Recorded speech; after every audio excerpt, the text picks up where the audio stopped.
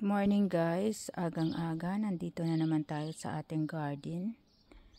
Update guys sa aking cucumber dito na 2 puno. Tingnan natin, baka may ma-harvest na naman tayo. Tingnan nyo guys, oh. Healthy po ang kanyang pagtubo. Yan. Tingnan natin guys. Mayroon na dito, pero hindi pa pwede harvestin. Meron pa dito sa puno, wala. Ayan. May mga bulaklak pa.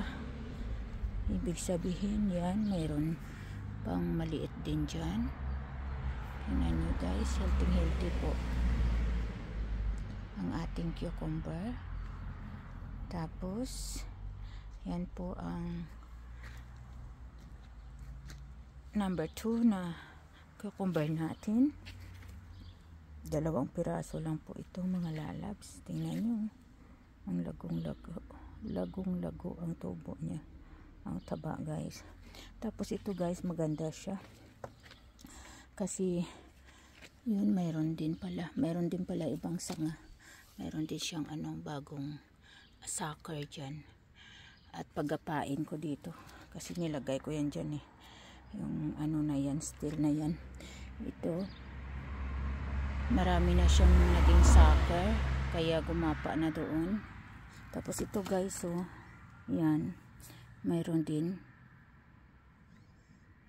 na bata pa, hindi pa natin yan makuha. Tapos yan, mayroon pa yan guys, oh.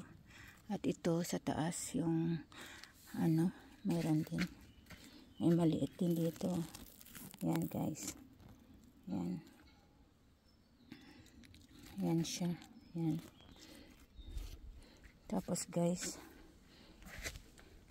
mayroon tayo dito, ma-harvest na siguro natin ito. Pangalawang harvest na natin ito. Malaki-laki din siya guys, so yan, pwede nang harvestin, ang laki guys. Yan. Tapos mayroon pang maliit sa tabi niya. Harvestin natin mamaya yan guys. Kasama ng ating tapos ang ganda ng bulaklak ko, ang taba. Kasama ng ating talong, at magtotorta tayo ng talong guys. Yan. Healthy po.